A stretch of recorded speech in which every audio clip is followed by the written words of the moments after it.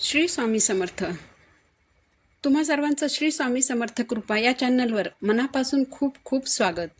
तुम्हा सर्वांना माहीतच आहे की पुढच्या महिन्यात 10 एप्रिल 2024 रोजी आलेला आहे स्वामी महाराजांचा प्रकट दिन. या दिवसाला आपण स्वामी जयंती म्हणूनही ओळखतो. प्रकट दिनापर्यंत आपल्याला 21 दिवसांच्या सेवा चालू करायच्या आहेत. 21 मार्च गुरुवारपासून आपल्याला या सेवा चालू करायच्या आहेत. प्रकट दिनानिमित्त अनेक स्वामी भक्त, स्वामी सेवेकरी अनेक प्रकारच्या सेवा करत असतात आणि या काळामध्ये आपण ज्या काही सेवा करतो त्या सेवा फलद्रूप होतात. तुमची जीही काही इच्छा आहे, मनोकामना आहे, ती जर या दिवसांमध्ये तुम्ही स्वामींकडे मागितली आणि स्वामींना सेवेचं वचन देऊन ती सेवा जर तुम्ही केली तर तुमची इच्छा पूर्ण होतच असते. श्री स्वामी समर्थ महाराज हे भक्तांना कधीही वाऱ्यावर सोडत नाहीत.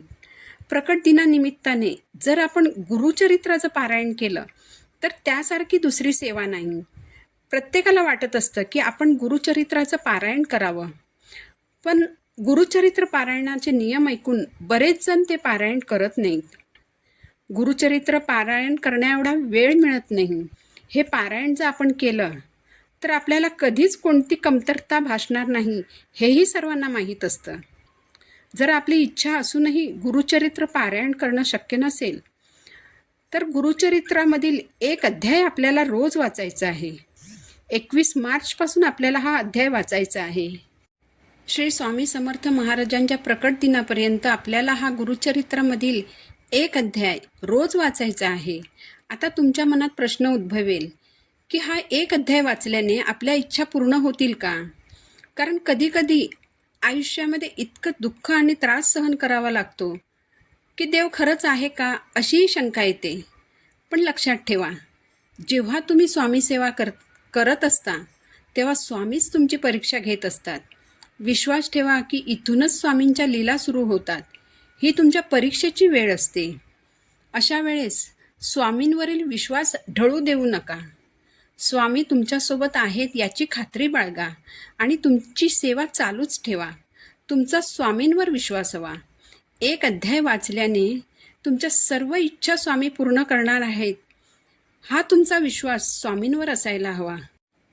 गुरुचरित्राचा एक अध्याय वाचल्याने तुमच्या सर्व इच्छा स्वामी पूर्ण करणार हे नक्की. कारण स्वामींना अशक्य असं या जगात काहीच नाही. जे तुमच्यासाठी योग्य आहे तेच स्वामी तुमच्यासाठी निवडतात. जर तुम्हाला हवं ते नाही मिळालं तर समजा की याच्याहीपेक्षा जास्त काहीतरी चांगलं असं तुम्हाला मिळणार आहे. तसंच जे तुम्हाला हवं आहे ते नाही मिळालं तरी नाराज होऊ नका. समजून घ्या की ते आत्ता जरी तुमच्यासाठी चांगलं आहे असं तुम्हाला वाटत असलं तरी भविष्यात ते तुमच्यासाठी चांगलं नसणार. म्हणूनच ते स्वामींनी तुम्हाला दिलेलं नाही याची खात्री बाळगा. तर स्वामींच्या प्रकट दिनापर्यंत आपल्याला गुरुचरित्रातील जो एक अध्याय वाचायचा आहे तो म्हणजे गुरुचरित्रातील 9वा अध्याय. हा एक अध्याय वाचल्याने संपूर्ण गुरुचरित्र वाचल्याचं पुण्य तुम्हाला मिळणार आहे. ही सेवा तुम्ही संकल्पयुक्त करू शकता किंवा संकल्प न करताही करू शकता. 9वा अध्याय हा फार मोठा नाही, त्यामुळे हा अध्याय तुम्ही रोज सहज पठण करू शकता. पण हा अध्याय वाचण्यासाठी तुम्ही मोठा गुरुचरित्र ग्रंथ उघडायचा नाही, कारण गुरुचरित्र ग्रंथ हा एक पावन ग्रंथ आहे. हा ग्रंथ येता जाता हाताळायचा नसतो. त्यामुळे तुम्ही 9वा अध्यायाची छोटी पोथी विकत घ्यायची आहे. संपूर्ण गुरुचरित्र वाचल्याने जे फळ मिळतं तेच फळ गुरुचरित्रातील हा 9वा अध्याय वाचल्याने तुम्हाला मिळणार आहे.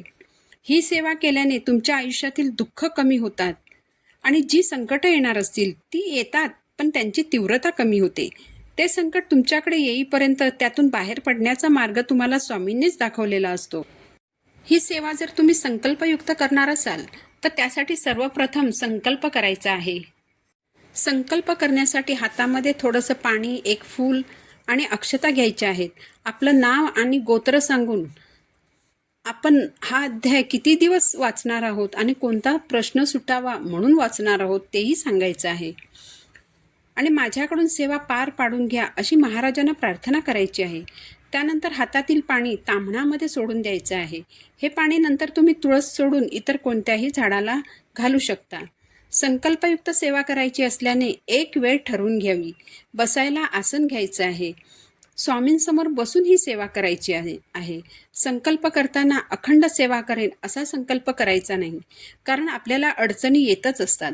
त्यामुळे मी यथाशक्ती यथाकाली सेवा करेन असा संकल्प करायचा आहे. ही सेवा तुम्ही फक्त प्रकट दिनापर्यंतच करायची आहे असंही नाही.